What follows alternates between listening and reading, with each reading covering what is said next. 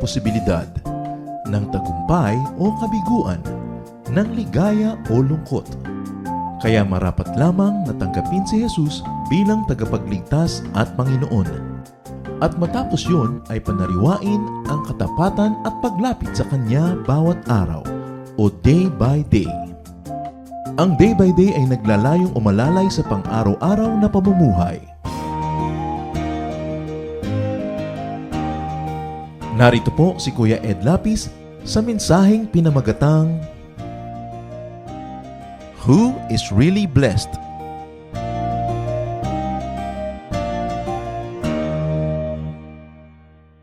Heavenly Father, thank you for this day.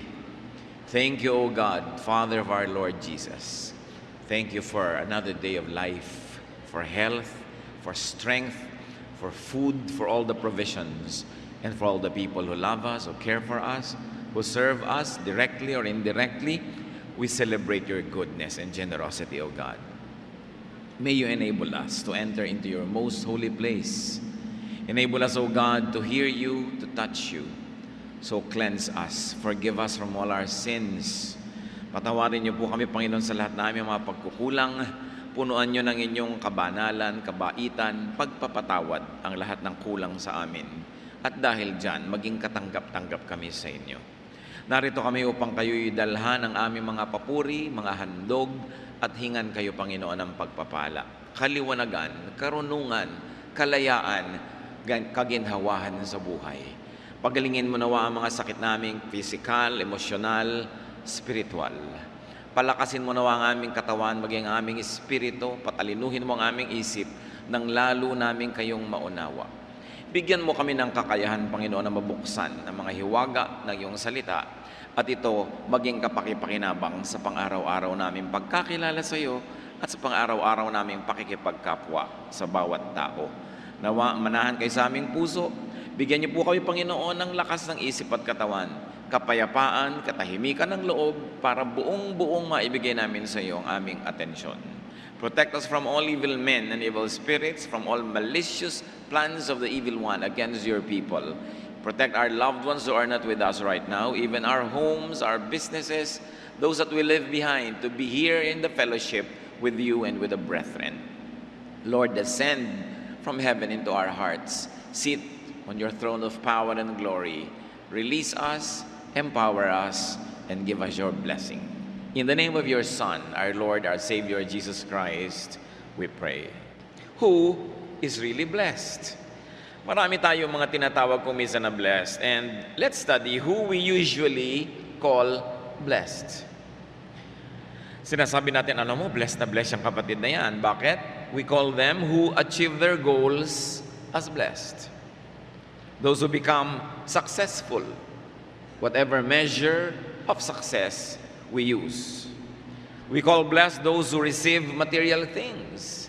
Kasi, naka-receive ako ng blessing, meron ako increase ng sweldo, tumubo ang aking negosyo. We call blessed those who are and who become abundant and wealthy, and very especially the healthy. We call blessed those who have good relatives and friends. Sabi mo, alam, blessed na blessed ka naman, ang babait ng mga anak mo, meron ka mga kamag-anak na may kaya, etc., etc. And we call blessed those who enjoy good fortune and a good life. No doubt, these are blessings by human standards and up to a point, by godly standards too. Blessing talaga yan. Pero ano ba talaga ang sabi niyang Panginoong Jesus? Who is really blessed according to the Lord? Luke 11:27 to 28, habang ang Panginoon ay naglalakad at siya'y nagtuturo at napakaraming tao na naghuhumiyaw, tumatawag ng kanyang atensyon, sumusunod sa kanya. Verse 27, as Jesus was saying these things, a woman in the crowd called out, "Blessed is the mother who gave you birth and nursed you." He replied, "Blessed rather are those who hear the word of God and obey it." Isang babae ang naghuhumiyaw, sabi, bukod namang pinagpala ang babaeng nagluwal sa iyo at ang babaeng nagpasuso sa iyo at nagbigay ng kanyang gatas at nagpalaki sa iyo at nag-alaga. Sabi noong babaeng sumayaw, yun daw ang blessed. Of course, she was referring to the mother of Jesus, Mary. And Jesus said, ang talagang pinagpala ay yung nakakarinig, yung nakikinig ng salita ng Diyos at sumusunod dito. Hindi naman niya sinabing hindi pinagpala si Mary. Pero para doon sa babae, yung pagiging mother or pagiging biologically related to Jesus, pagiging kamag-anak niya in human terms, ay blessedness. Sabi ni Jesus, oo, blessedness yan, pero alam mo, ang tunay na blessedness, hindi lang yung biological relations, hindi lang yung filial relations, hindi yung human relations, earthly relations. Ang tunay na blessedness is relationship with God. And what kind of relationship is that? It is a relationship that begins with hearing. Why? Because God is spirit. Ano bang nadidinig natin? Di ba sound waves, invisible, intangible, pero tinatablang ka ng naririnig mo. Pag nakarinig ka ng magandang balita, sumasaya ka. Pag nakarinig ka ng nakakatakot na balita, natatakot ka. Pag nakarinig ka ng magandang musika, sumasaya ka. Pag nakakarinig ka ng music na ayaw mo, sumasakit ang ulo mo.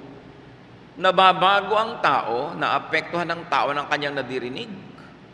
Kaya sabi niya, hindi naman nakakapagbago kung ikaw ay nanay ko, o kapatid ko, o tatay ko, o kamag-anak ko sa laman.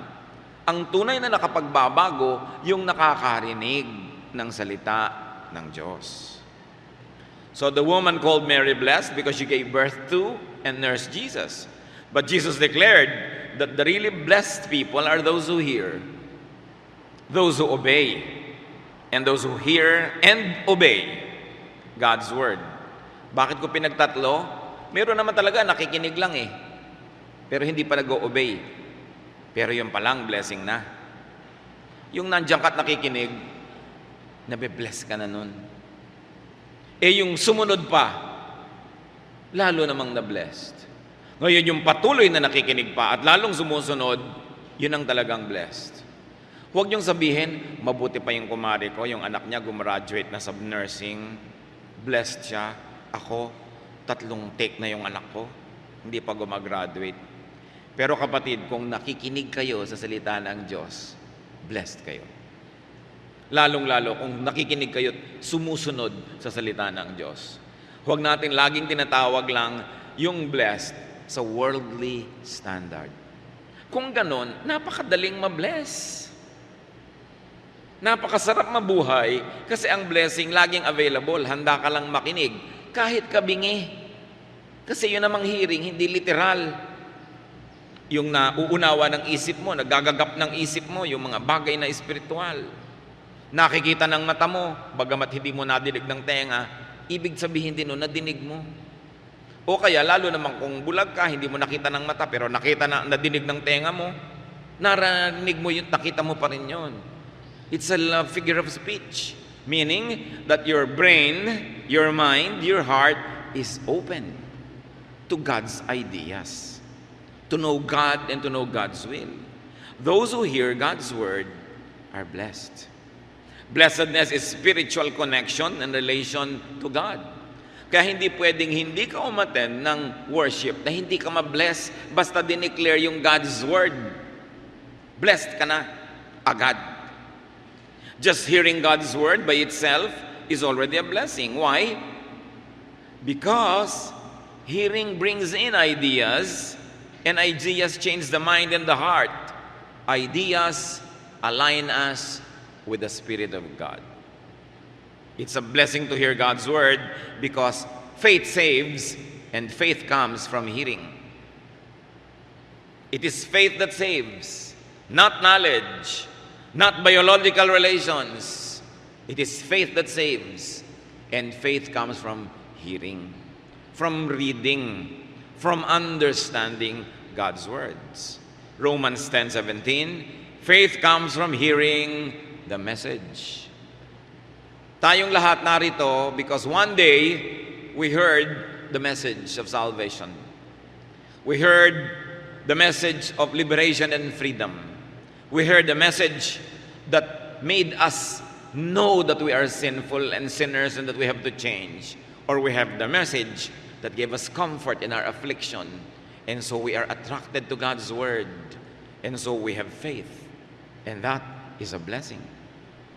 Kaya napakalaki pong ministry ang broadcast, ang print medium, ang telecast, dahil agad-agad sa ilang saglit napakaraming nakakarinig.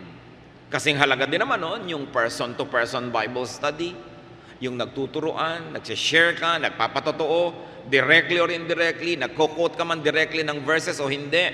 Kung yung ideya noon, sinasabi mo pa rin, ipinapamuhay mo, your audience hears the Word of God.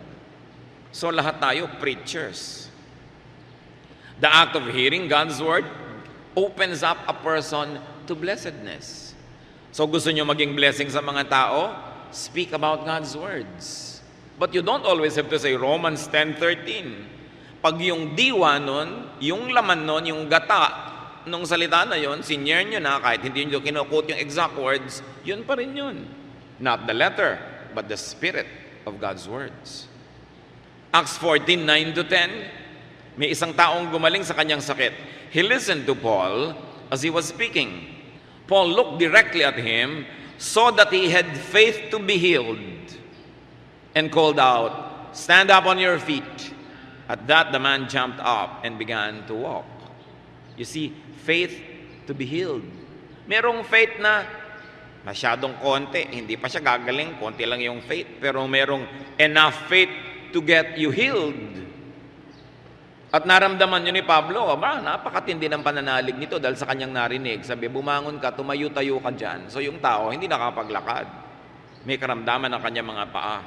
Pero yung nadinig niya, nagbigay sa kanya ng pananalig na sapat na upang siya'y pagalingin ng Diyos. Yung makinig, napakahalaga niyan. Ano bang pinapakinggan nyo sa kotse? Anong pinapakinggan sa bahay? Anong pinapakinggan? Yung meron kang gustong marinig sa mga iPad, anong gusto mong marinig?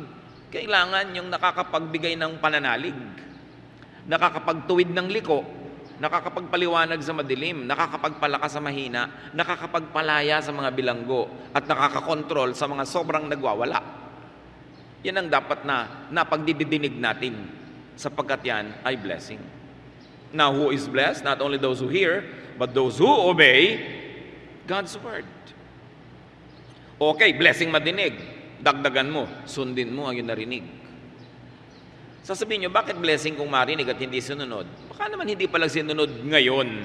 Pero nakatanim na yung salita niyang Diyos sa kanya, maiintindihan din niya yan bukas sa makalawa, next month, nakatanim eh. Kaya tayo, ting nagtatanim ng salita ng Diyos, successful. Huwag niyo sasabihin, ay hindi successful yung aming evangelism eh, 3 lang ang tumanggap kay Lord. Ay, hindi successful ang pag-share ko sa mga kamag-anak ko. Lagi na lang akong nililibak-libak at pinagtatawanan. Basta sinyer mo ang salita ng Diyos, you're successful. Because the Word of God will not return empty. It will always accomplish the purpose for which it is sent. So, tanim ka lang ng tanim. Alam nyo, ngayon ang mga tao halos gustong-gusto na mag-Bible study. Halos sila pa yung magmakaawa na mag-Bible study. Mag-Bible study ka, gustong-gusto. 30 years ago, hindi ganon. Pahirapan. Ang hirap-hirap mag-invite, ang hirap-hirap mag-open ng Bible study. Pero kasi marami nang natanim nung mga una, mga panalangin ng mga nauna sa ating mananampalataya na akala natin walang nangyayari kasi ang konti-konti nila, ang tagal-tagal. O kaya yung mga nadinig na mga broadcast, nadinig na mga salita ng Diyos, tumatalab yan. Yung iba lang parang gamot, time release. Hindi agad-agad, yung iba naman mabilis. Pero walang nabibigo na pagsasalita ng salita ng Diyos. Lagi yang successful. Bakit? Salita yan ng Diyos eh. Kaya dapat share ka ng share. Isipin mo mang magtatagumpay ka't hindi, kaya mo o hindi, mayroon kang training o wala, mag-share ka. Because the Word of God will never come back empty. It will always accomplish great things. Eh kung nag-obey ka pa. Now there are those who obey God because they hear God's Word from an outside source, from a preacher, from a teacher, from a witness. Pero mga kapatid, gusto kong idiin, hindi lang nadidinig ang salita ng Diyos dahil may nagsabi sa iyong ibang tao. There are those who obey God because they listen to the Holy Spirit directly. There are those who obey God because they listen to the inner voice, to their conscience. Diyos din naman ang nagbigay ng konsyensya.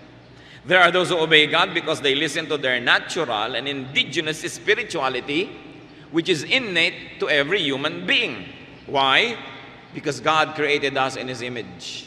Nakatanim sa ating pagkatao ang salita ng Diyos.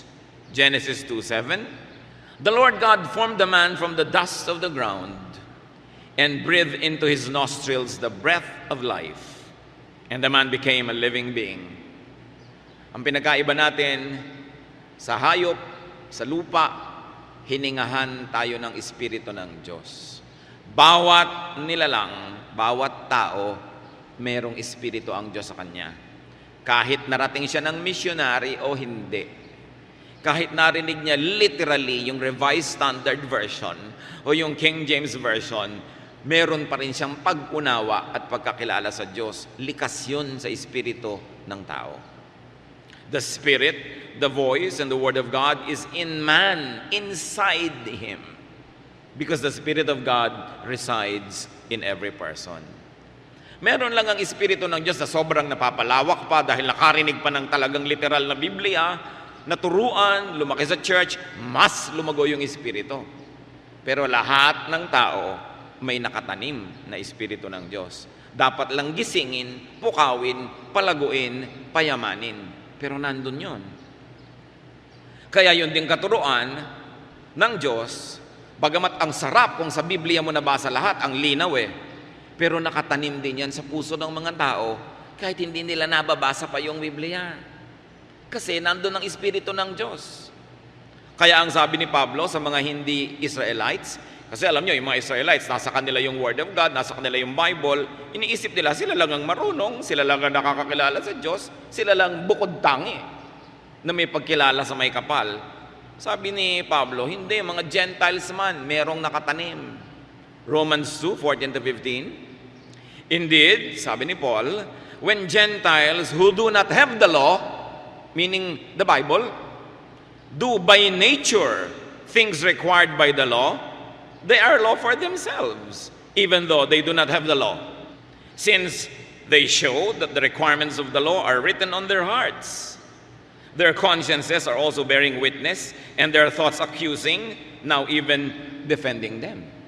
Sabi niya, kahit yung mga hentil, hindi mga Israelites, mga lahi na ipinanganak labas sa Israel, kung ginagawa nila sa buhay nila, yung batas na isinulat ng Diyos sa kanilang puso, na isinulat sa bato ni Moses at isinulat sa ating mga papel, kahit hindi nila nabasa yung mga papel na yon, kung ginaganap nila sa buhay nila yung kalooban ng Diyos, yun ang salita ng Diyos sa kanila. So, while it is a great blessing to hear the literal and the actual words of the Bible, even without hearing it, people can hear the voice of God because God is in them. Hindi lang nakarating halimbawa ang Diyos sa Pilipinas, dala ng Katolikong si Magellan o dala ng Protestanteng si Admiral Dewey. Alangan naman na noong 1521 lang dumating ang Diyos sa Pilipinas. At ni kahit kailan, hindi siya nagpakilala sa ating mga ninuno, hindi siya nagpahiwatig na may Diyos. Kaya nga ang mga sinaunang Pilipino niniwala sa may kapal, sa puwang may kapal, sa Panginoong Diyos, sa lumikha, sa manlilikha. Bawat lahi, merong ganun.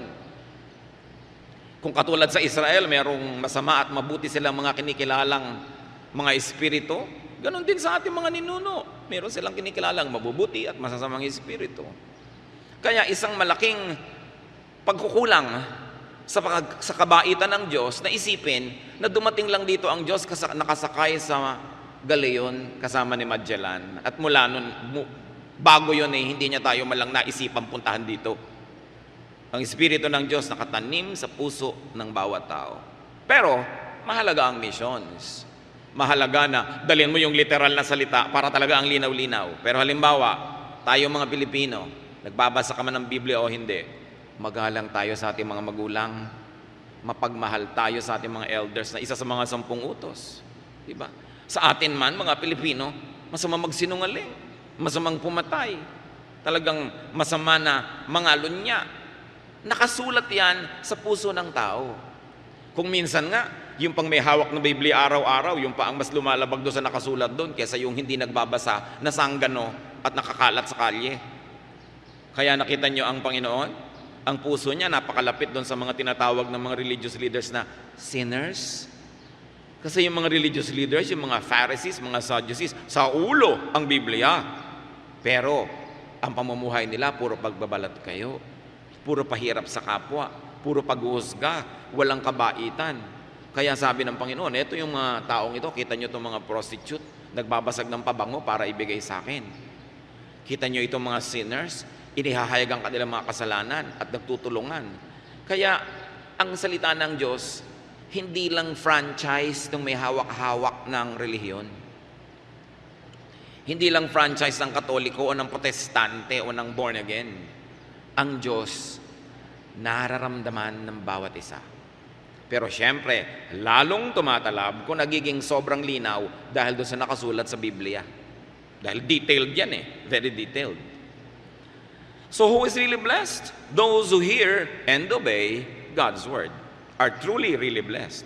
So kung ikaw man ay Gentile na sumusunod sa spirit of God's teaching, hindi mo alam yung law and literal, lalo kang na-bless kung na-hear mo na literally pa, tapos inobey mo pa spiritually. Romans 2:13, for it is not those who hear the law who are righteous in God's sight, but it is those who obey the law who will be declared righteous. So maaaring may mga tao, sinasabi mo, ay hindi siya saved kasi hindi siya born again Diba? Ganyan ang pananalig, ganyan ang tinuturo. Ano naman ang malay mo kung born again siya, hindi lang niya alam, wala lang kasi yung tatak na born again. Di ba? Pag nananalig ka sa Panginoong Jesus, tumatawag ka sa Kanya bilang tagapagligtas, ikaw'y maliligtas. Malaman mo mga hindi na born again ka, save ka. Kasi yung born again, brand lang yun Tatak.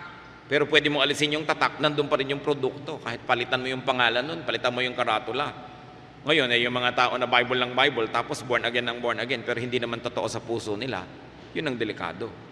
Kasi kung may tatak I attend a born-again, Bible-based, Christ-centered, evangelical, full gospel church. Yun ang dami mong brands. Pero sumusunod ka ba? Yun ang napaka-importante. Sometimes those who obey the natural law in them are the more righteous ones than those who have the literal written word in their hands. Ngayon, wala namang masama sa written word. Maganda nga, lalong maganda. Pero huwag nating mamaliitin o liliitin yung pananalig ng bawat nilalang. Kaya lagi tayo, yung auntie ko, unbeliever. Bakit mo sinasabi yun? Kung tumatawag din siya sa Diyos, kaya lang, minsan marami pa rin siyang iba tinatawagan. Siguro, gusto niyang makasiguro. No? Pero tumatawag siya sa Diyos. Nananalig siya sa Diyos, tapos darating yung taklesang member, sasabihin sa pastor, yung auntie ko po, ito, unbeliever po. Yung nadinig na nung taong tinawag siyang unbeliever. Nananalig siya sa poong lumikha, di believer siya. Kulang lang siguro sa fine-tuning. Kumbaga sa istasyon ng radyo, mag-aralgal. Pero nadidinig mo pa rin. Ngayon, nung nabasa yung Biblia, luminaw na fine-tune. Pero huwag kayo nagtatatawag kahit kanino na unbeliever. Anong malay nyo kung ano nasa puso niya? Judgmentalism yan. So we don't use that word in this church. Our teachers are instructed never to use that word. Kung gusto mo, tawagin mo, ito po yung tita ko, FE. Ibig sabihin, for evangelism. Pero huwag unbeliever. No? John 13:17, now that you know these things, you will be blessed if you do them. So you are blessed when you know God's word, and you're even more blessed when you do them. Many people wait and long for a blessing. Marami sa atin kumisa naiinggit sa blessing ng kapwa. Because they think that they are not blessed unless they get the material things they want, unless they enjoy good things and experiences. But the easiest thing is to be blessed. Just listen to and especially hear God's word. Yun palang blessing na. Bawat araw gusto nyo mabless? Read your Bible. Listen to the word of God being preached. Listen to godly songs. Blessed ka na. Kahit ka nakaratay sa banig ng karamdaman. Bagamat mas masarap sanang malusog ka. Pero huwag mo sasabihin hindi ka blessed dahil may sakit ka. Pag nakikinig ka ng salita ng Diyos, blessed ka. Kaya yung mga iba, dahil lang nga naratay, kaya pakinig ng pakinig eh. Dahil hindi makalakad, may sakit, kailangan humiga, hingi ng mga tape para makinig. Pero kung busy, hindi nakakapakinig. So mas na-bless spiritually, although physically, nagkaroon ng handicap. So mo sasabihin, hindi ka blessed. Especially obey God's word that you hear from the outside and from the inside, from your conscience. Then you will really be blessed. Therefore, brothers and sisters, decide and know, be blessed. It is very crucial. Whenever, wherever, you can be blessed by hearing the voice of God. Wala kang dalang Bible, wala kang dalang radyo, wala kang dalang tape, makipagniig ka sa Diyos. Pakinggan mo ang Espiritu ng Diyos kasi lagi kanyang kinakausap. Ang Diyos laging nakikipag-usap. Ang tanong lang lagi ba tayo nakikinig? Ipikit mo ang iyong mata, ano man ang kalagayan mo sa buhay, may pera ka at wala, may sakit ka o malusog, masaya ka o malungkot, makipagniig ka sa Diyos, and you are blessed. Know that you are blessed. Iba kasi kung blessed ka, tas hindi mo naman alam, kung makaarte-arte ka tuloy, para kang kawawa, para kang lugi, para kang iniwan. But you must know that you are blessed. Dapat aware ka na blessed ka just by hearing God's word, and especially if you obey. Kung minsan, sobra tayo nagigilty, mga kapatid. Kasi tayo tao, kinakapos tayo sa pagsunod sa alam nating tama. Maging mabait din kayo sa inyong sarili. Hindi naman talaga natin kayang sundin lahat agad sabay-sabay. So, ipagpasalamat mo sa Diyos na nadinig mo ang isang utos at nasunod mo. At kung meron ka pang hindi nasusunod, bagamat dapat sundin agad yan, pero kung talagang hindi mo masunod-sunod at yun ang totoo, huwag mong ikaila, ipagpasalamat mo pa rin na narinig mo, bagamat hindi mo pa nasusunod. At least, alam mo kung anong dapat mong sundin. At pag naihanda mo na yung loob mo, na ayos mong kapaligiran, susunod ka na rin doon. Hindi gusto ng Diyos na yung salita niya, lagi lang tayong pabigatin ng loob dahil sa guilt. Kaya nga namatay si Jesus para hugasan yung guilt, para gumaan ang loob natin, para mapatawad natin ang mga sarili natin. Kung minsan hingi tayo ng tawad sa Diyos, pero tayo hindi nagpapatawad sa ating sarili. Nabubuhay tayo sa multo ng nakaraan.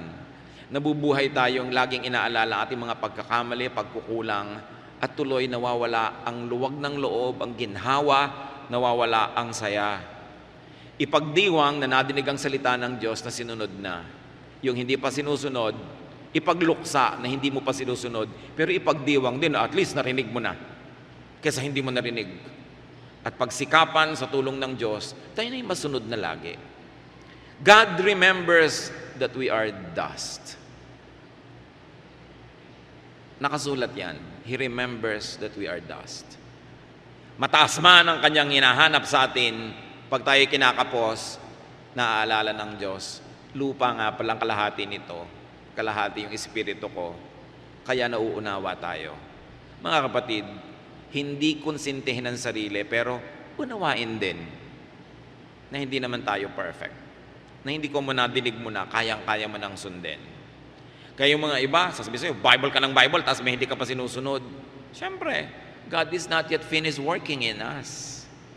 So, let's also be generous to others. Huwag mo rin sabihin, bakit yung Bible study teacher namin, nakikita ko kamisan sa mall, naninigarilyo. Hindi pa niya siguro natatanggal. Tatanggalin din niya yun dahil alam niyang masama sa katawan yun eh. Nakatanim na yung salita ng Diyos, bigyan mo lang siya ng time. Huwag ka masyadong magmadali. Kasi ikaw din naman, hindi ka ganun minamadali ng Diyos eh. Pinagpapasensyahan pa rin yung mga kulang mo. So, huwag kang naghahanap ng perfection kung walang nagba-Bible study yung tao. Sasabihin pa ng iba, Bible ka pa ng Bible, tigilan mo na yan. Ang sama-sama din naman na ugali mo. Aba, yung masama ang ugali na nagba-Bible study, may pag-asa kaysa yung masamang ugaling hindi nagba-Bible study. Bagamat huwag naman yung laging excuse yan na, God is not just finished working on me. Dapat naman, work in progress. Ikaw man at dumadaan doon sa kalsada, 5 buwan na yung hukay, hindi pa tapos, di ba? Naiinis ka na rin. Ang tagal-tagal ito, hindi na matapos-tapos. Pero natutuwa ka, wow, ang bilis lumago nito. Pupunta ka sa Fort Bonifacio, wow, parang kabuting nagtutubuan ng building, ang bilis matapos. Ganon din dapat ang nakikita sa atin ng Diyos. Pero pag hindi pa tapos, huwag husgahan. Hindi pa pantay ang paa, hindi pa patay yung tao, may pag-asa pa yan. At kung ikaw man ay may pagkukulang, inabutan ka ng kamatayan, yung dugo ni Jesus ay sapat na ibayad sa lahat ng kulang para ka pa rin makarating sa kalangitan. Yun ang kagandahan ng pananalig. Hindi tayo hinahanapan ng Panginoon na maging perfect ka. Pero sabi niya, be perfect for I am perfect. Ang ibig sabihin niya, yan ang goal mo. Pero ang totoo lang, I remember that you are dust. So give that same kindness to people. Mabuti na yung may goal ka. Di ba yung karera, hindi naman lahat nakakarating doon sa finish line eh. Pero hindi ka naman sa kabila napunta dahil alam mo nandun yung pupuntahan mo. Meron kang goal. At ang mahalaga, papalapit ka ng papalapit. Ang mahalaga, sumali ka. Hindi ka basta pumwera. Nung sinabi ng babaeng, bukod na pinagpala ang babae na naglihi, nagbuntis, nag-anak sa'yo, sabi ni Jesus, pinagpala lalo yung nakikinig sa salita ng Diyos. Hindi niya minaliit si Virgin Mary, okay? Hindi. Kaya lang, itinuwid niya yung paniniwala ng babae na maging kamag-anak ka lang ni Jesus, okay ka na. Hindi yun. Sabi, ang mahalaga na pagiging kamag-anak ng Diyos, yung nananalig. Nangyari pa yan, naulit sa Matthew 12:46-50. While Jesus was still talking to the crowd, his mother and brothers stood outside, wanting to speak to him. Someone told him, your mother and brothers are standing outside, wanting to speak to you. In other words, busy-busy ang Panginoon, nasa loob, punong-puno ng tao, hindi makapasok yung nanay at mga kapatid. Sabi-sabi mo, nandito nanay niya at mga kapatid. Either para papasukin sila, hawiin yung tao, o ilabas si Jesus. Verse 48, he replied to him, who is my mother?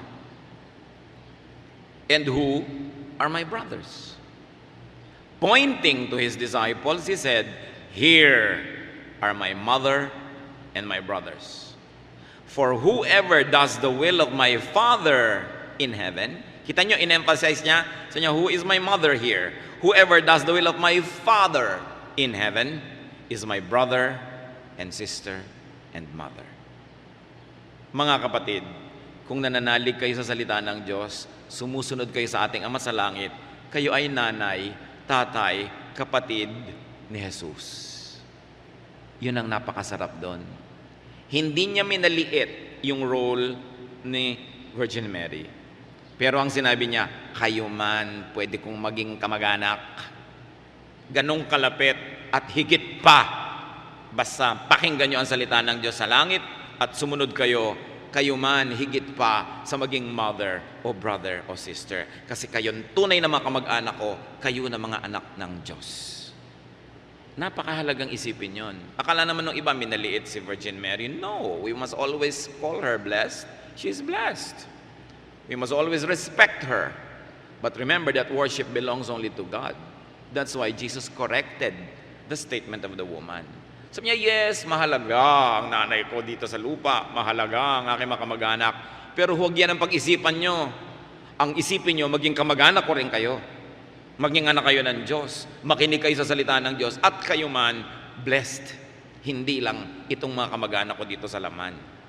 So, if you hear the Word of God, if you believe in Jesus, if you obey God's Word, thank God because you are blessed. No matter what your station in life, rich or poor, healthy or sick, young or old, male or female, no matter, if you believe in God, you are blessed. Huwag niyong kakalimutan kahit isang sandali. Kuminsan nade-depress tayo, nalulungkot tayo, natatakot tayo, nalilimutan natin kasi yung katotohanan na yun eh. Dahil ang naaalala nating blessing, pera, kotse, bahay, promotion, kalusugan, alam natin na kahit sa mananampalataya, hindi ibinibigay lagi yan. So hindi yan ang pamantayan at sukatan ng pagiging pinagpapala ng Diyos. 2 Corinthians 9:15, thanks be to God for His indescribable gift. And because we are blessed, be an agent of blessing. What should the people of God do when they are blessed because of the Word of God? They should declare, share, and teach God's Word. Lagi nagtuturo, bagamat hindi know it all. The people of God should be knowledgeable but not know it all. At marunong din tayo mag-timing kung kailan magsasalita. Isaiah 52 verse 7. How beautiful on the mountains are the feet of those who bring good news, who proclaim peace, who bring good tidings, who proclaim salvation. Sabi, napakainam masdan ng paa ng mga taong may dalang mabuting balita, salita ng Diyos. Pag makikipag-usap tayo sa tao, yan ang gawin natin at sikapin. Ma-share ang salita ng Diyos. Huwag kung ano-anong walang kwenta mga chismis. Huwag mga bagay na nakakatakot, nakakaligalig, nakakagulo. Kundi mga bagay na nakakapagpalakas ng loob, nakakapagpatibay ng pananalig, mga bagay na nagbibigay ng pag-asa. Kung minsan makakatanggap kayo ng mga text sa mga nakakatakot, yung mga kung ano-ano, hindi nyo na na-verify, ipapass nyo. Dahil nakalagay, please pass, nagkakalat ka ng takot, nagkakalat ka kuminsan ng galit, nagkakalat ka ng pagkasira ng loob.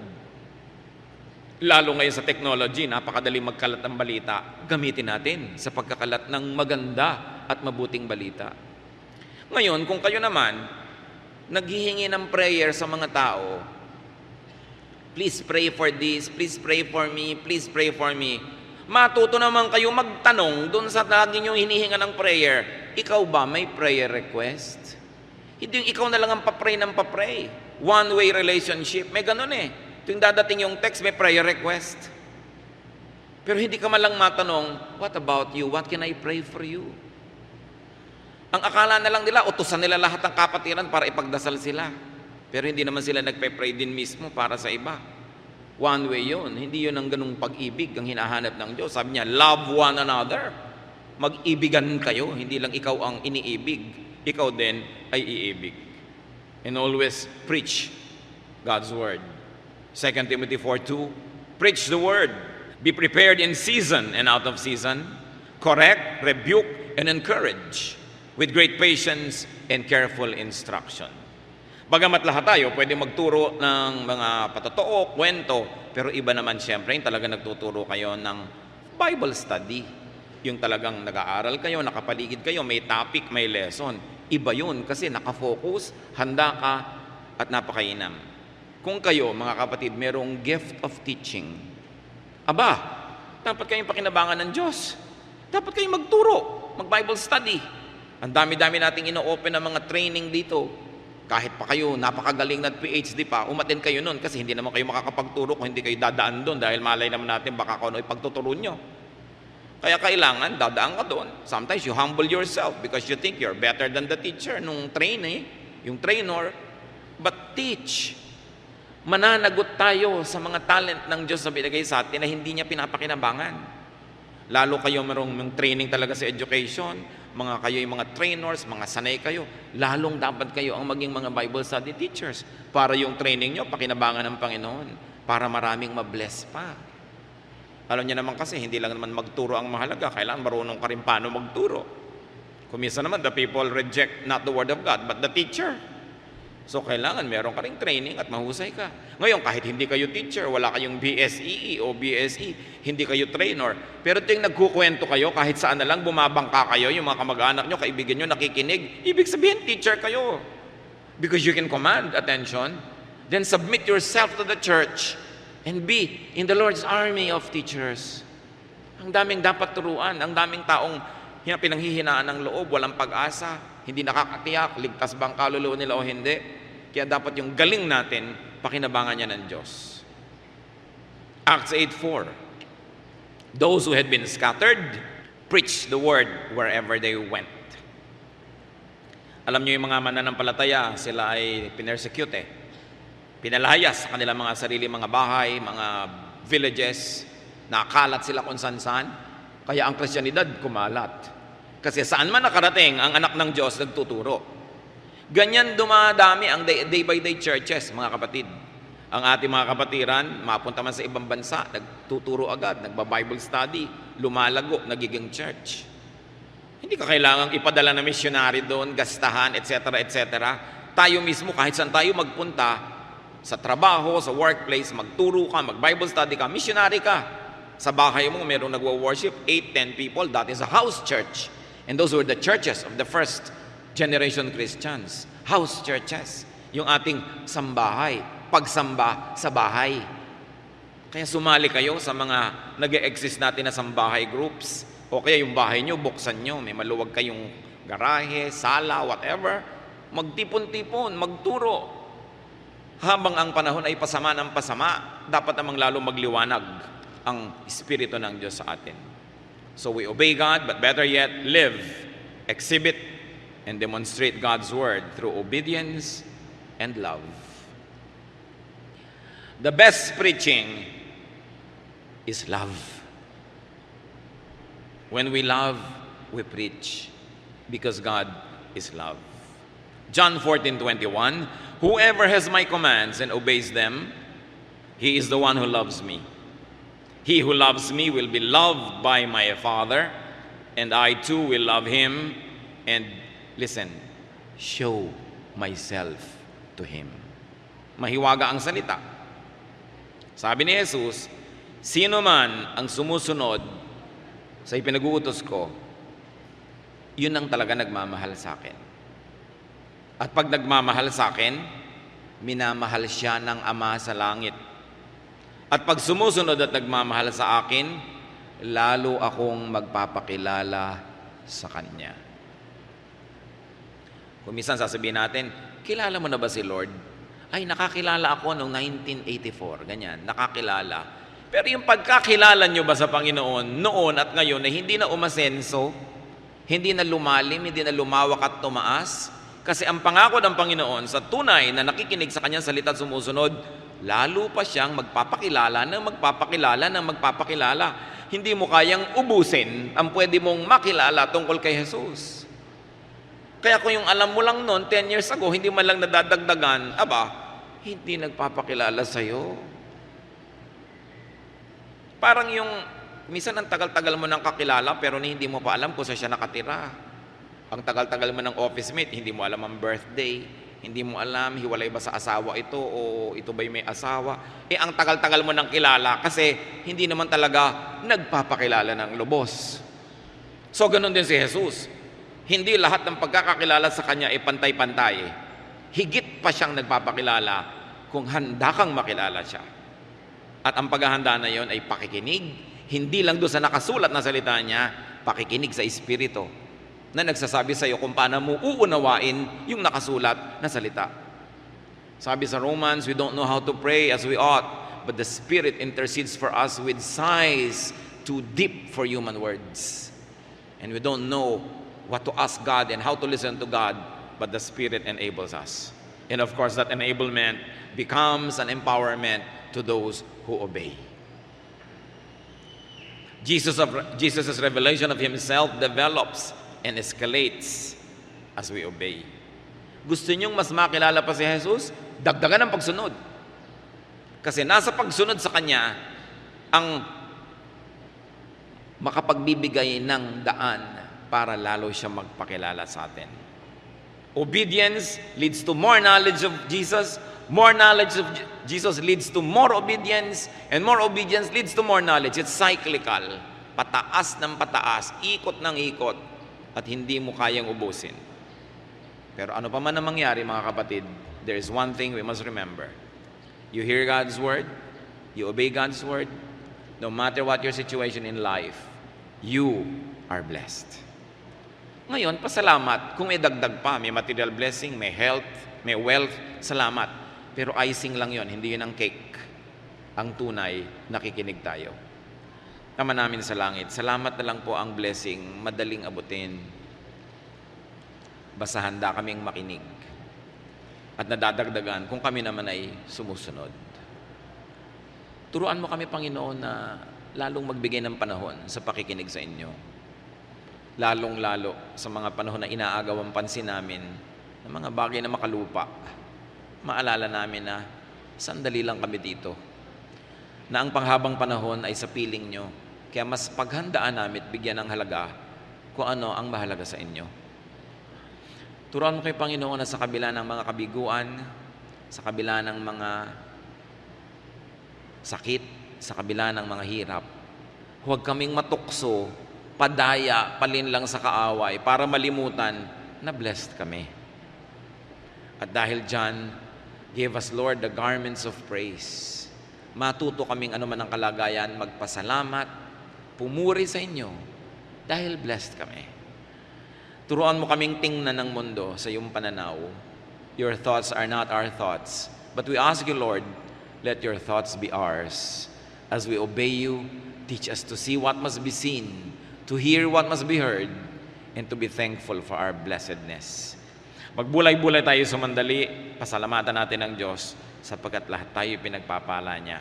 At kung may dagdag pang mga ibang pagpapala, ipagpasalamat nyo rin sa Diyos.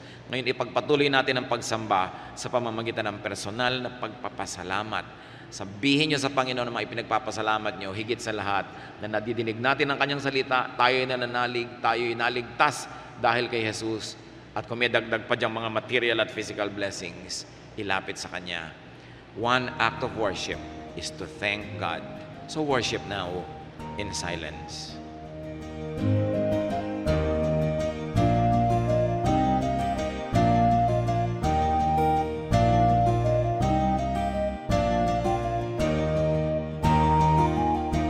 Ang katatapos pong mensahe ni Kuya Ed Lapiz ay pinamagatang Who is really blessed?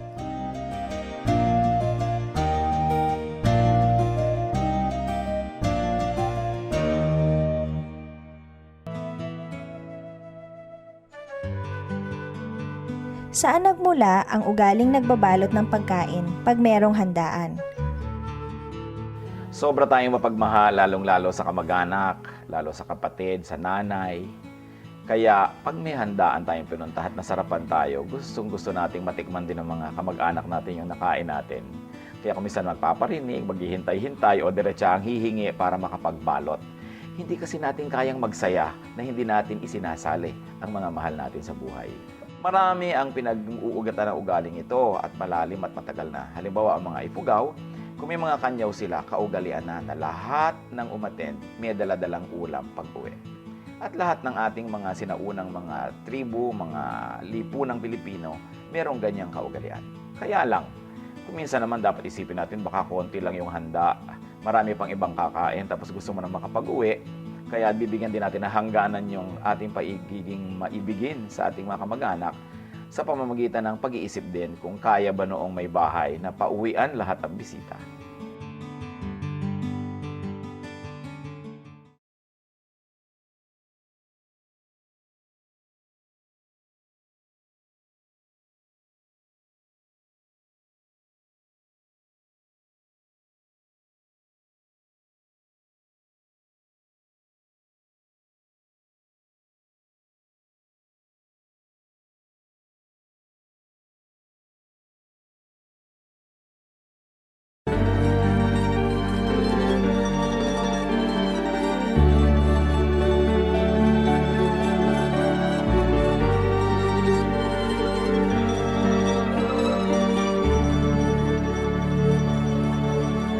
Ngiti ang matino sa pagsikat ng araw, maging sa karilagan ng takip siling. At sa kandili nyo, ako'y hindi maliligaw. Datnan man ang unos sa lalim ng dilim. Kung sisikapin kong bilangin ang mga bituin, isa-isahin ko man bato sa buhangin, walang makahihigit sa lawak ng iyong pagtingin, sa kalinga niyo pagmamahal sa akin. Alleluia, Alleluia, Alleluia, Alleluia, Alleluia,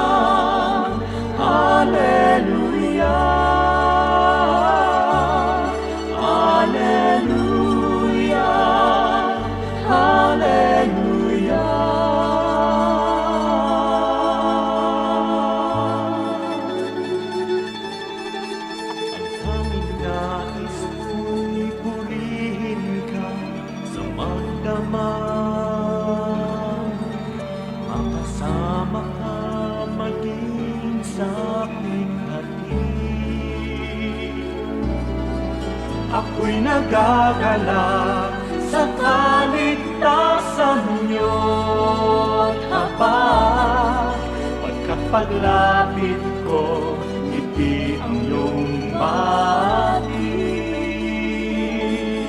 Hallelujah, Hallelujah, Hallelujah,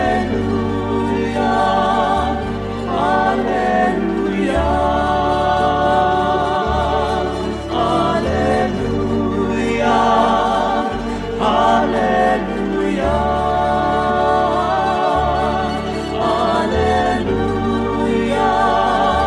Hallelujah,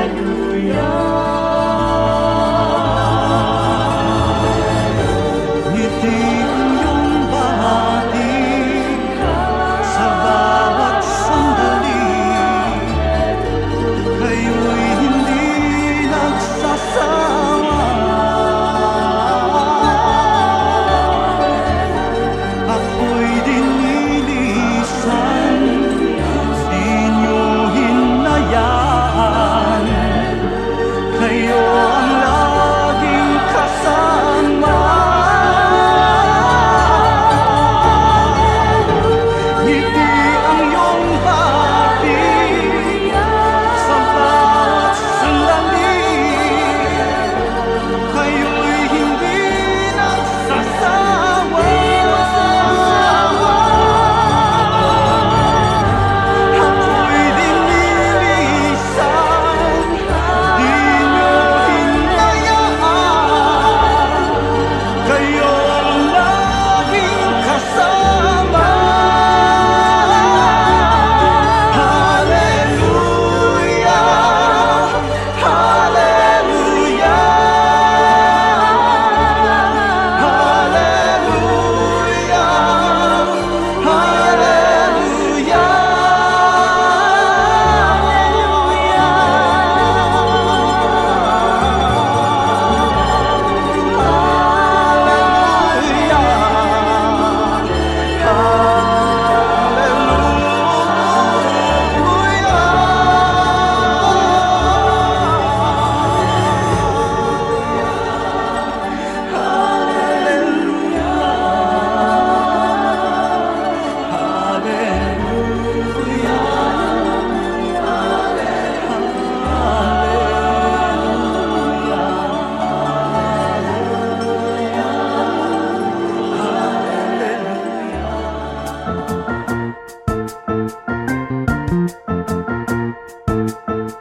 Oras na po para pansamantalang magpaalam ang programang Day by Day.